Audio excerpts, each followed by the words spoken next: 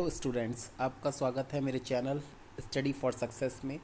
आज हम पढ़ेंगे क्लास 7 की supplementary reader book an alien hand का chapter number 1, the tiny teacher. Tiny means very small, जो बहुत छोटा हो, और टीचर तो आप जानते ही हो। बच्चों, इससे पहले कि हम चैप्टर स्टार्ट करें, कुछ बातें मैं तुमसे पूछना चाहूँगा। क्या तुम उस कीड़े को जानते हो, उस चीज़ को जानते हो जो बहुत छोटा होता है और जो बहुत ही ज़्यादा इंटेलिजेंट भी होता है? वो क्या मॉस्किटो होता है? तुम सोचो कि वो कौन सा ऐसा इंसेक्ट है जो इतना छोटा है पर तब भी बहुत ज़्यादा स्मार्ट है, बहुत इंटेलिजेंट है। स्टार्ट करते हैं हम लोग ये chapter. Though so very small, the ant is unbelievably intelligent and hard working. हालांकि जो आंट होती है बहुत ही स्मॉल होती है, छोटी होती है, पर वो बहुत ज़्यादा इंटेलिजेंट होती है और हार्ड वर्किंग होती है। Among the various kinds the commonest ant is black और रेड। बच्चों, तुम लोगों ने सबने ब्लैक आंट और रेड आंट देखी होगी, वही सबसे कॉमन आंट्स होती हैं। Ants live in comfortable homes called ant hills. वो लोग कहाँ रहते हैं? उनके जो घर होते हैं मिट्टी के होते हैं, ऊंचे ऊंचे से, वो छोटे छोटे पहाड़ जैसे बनाते हैं, उन्हें आंट हिल्स कहते हैं। Name the smallest insect you have seen and the wisest. Is it the fly? बच्चों, उस इंसेक्ट का नाम लो जो तुमने देखा हो, जो सबसे छोटा हो और सबसे ज़्यादा होशियार भी हो। क्या वो मक्खी है? नो इट इज़ंट, वो मक्खी नहीं है। Is it the mosquito? क्या वो मच्छर है? नहीं, वो मच्छर भी नहीं है। Then it must be the worm. तो इसका मतलब वो ज़रूर वॉर्म होगा। वॉर्म क्या होते हैं? वो जो रेंगते हैं ज़मीन पे, छोटे छोटे सुड़ी जैसे कीड़े जो होते हैं, छोटे छोटे। नो, नन ऑफ दीज, इनमें से कोई नहीं। It is the ant, the commonest, the smallest but the wisest insect. वो आंट होती है जो सबसे कॉमन है और सबसे छोटा इंसेक्ट है, और इसके अलावा सबसे ज़्यादा बुद्धिमान इंसेक्ट है।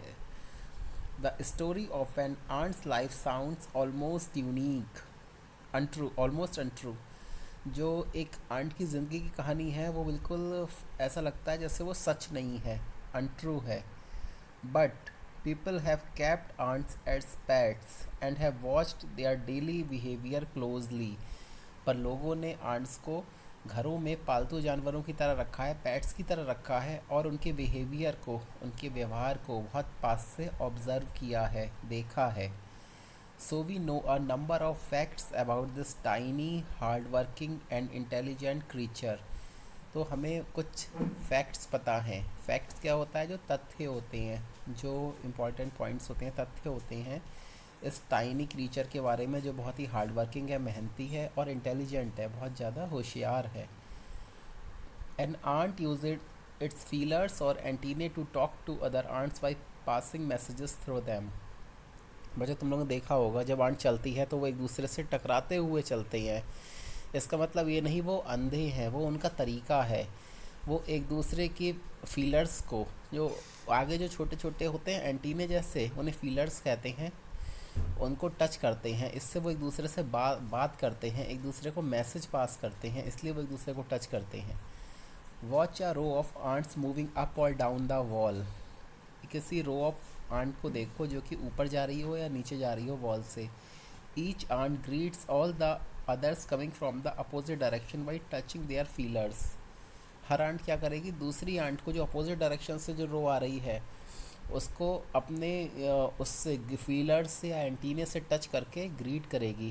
ग्रीट करेगी मतलब जैसे हम लोग हाय हेलो करते हैं वैसे करेगी। इसका रीज़न क्या रहता है कि वो मैसेज कन्वे करते हैं, ये उनका एक दूसरे से बात करने का तरीका है।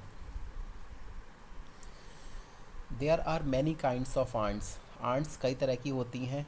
The commonest among them are the black और रेड वंस।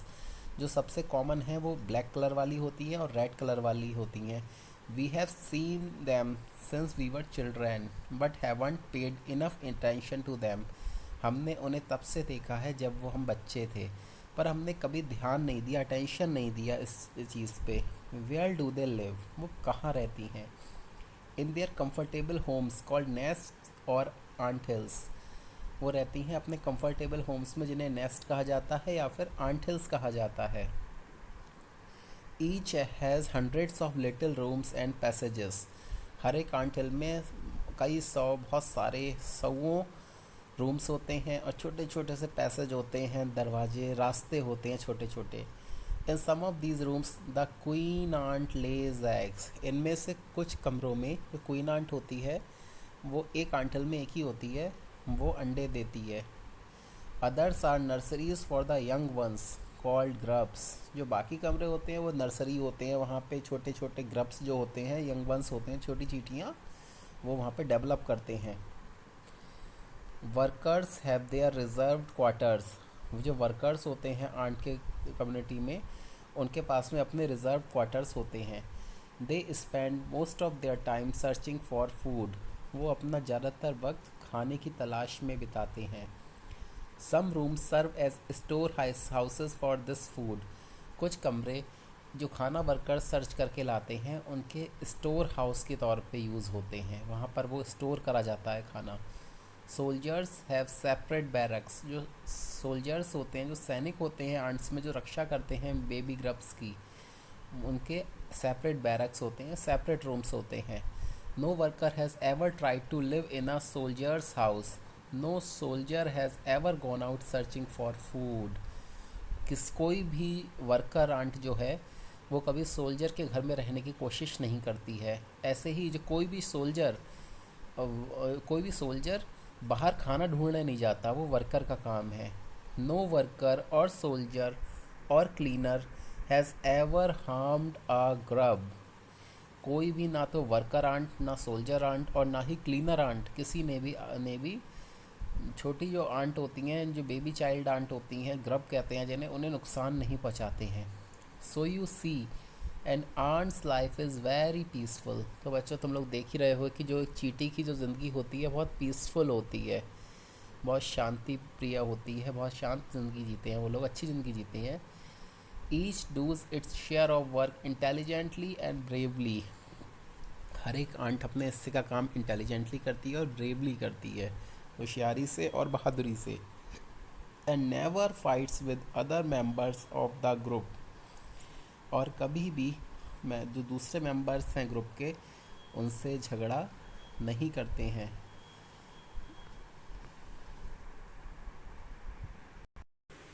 बच्चों चैप्टर का सेकंड पार्ट स्टार्ट करते हैं। The queen is the mother of the entire population of the colony. जो आंट की कॉलोनी होती है, जो आंटिल होता है, उसमें जो सारे के सारी जो आंट्स होती है, सारी पॉपुलेशन जो होती है, उसकी मदर कौन होती है? क्वीन आंट होती है। It lives for about 15 years. ये लगभग 15 साल जीती है। It has a pair of wings but bites them off after its wedding flight.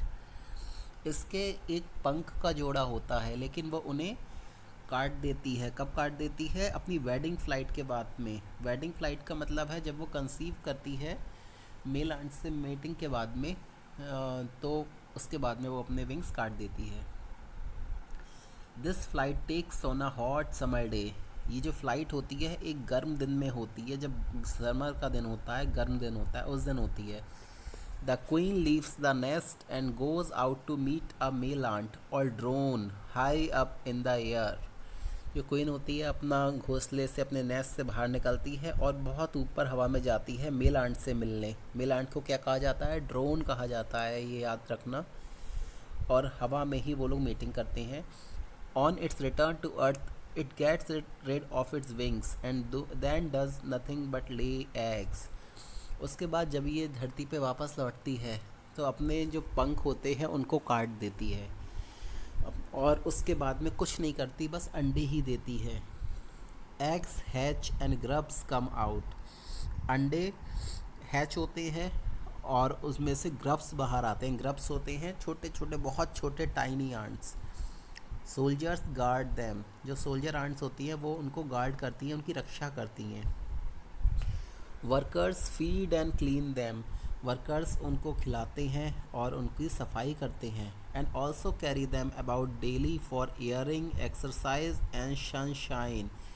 और लगभग हर दिन उन्हें बाहर ले जाते हैं। कहाँ? क्यों? हवा खिलाने, उन्हें एयर कराने, एक्सरसाइज कराने और सनशाइन दिखाने, सूरज की रोशनी दिखाने। 2 or 3 weeks later, grubs become cocoons and lie without food or activity for 3 weeks more. लगभग 2 हफ्तों बाद, 2 या 3 हफ्तों बाद जो ये ग्रब्स होते हैं ये कोकून्स में बदल जाते हैं, और जब कोकून में बदल जाते हैं तो उसके बाद में वो बिल्कुल हिलते नहीं हैं, एक्टिविटी ख़त्म, और उन्हें खाने की भी ज़रूरत नहीं रहती कोकून की अवस्था में।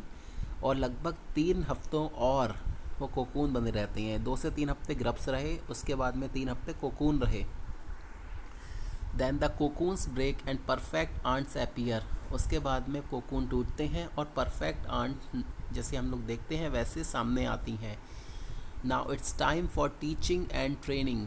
उसके बाद जैसे बच्चे तुम लोग स्कूल जाते हो पढ़ने, वैसे ही उनकी टीचिंग और ट्रेनिंग का टाइम स्टार्ट होता है। New ants learn their duties from old ants as workers, soldiers, builders, cleaners, ETC. जो छोटी छोटी आंट्स होती हैं नई, वो अपनी ड्यूटीज़ लर्न करती हैं ओल्ड आंट्स से, या तो वर्कर्स के तौर पे, या सोल्जर्स के तौर पे, या बिल्डर्स के तौर पर, या क्लीनर के तौर पर।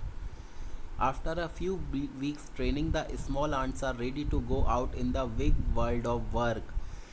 कुछ हफ्तों की ट्रेनिंग के बाद में जो स्मॉल आंट्स होती हैं वो बहुत जो काम का जो बड़ा सा वर्ल्ड है उसमें जाने के लिए तैयार होती हैं। आंट्स बहुत काम करती हैं ह्यूमंस के कंपैरिजन में। And ant hill is a home not only for ants but also for some other creatures, beetles, lesser breeds of ants and the green fly।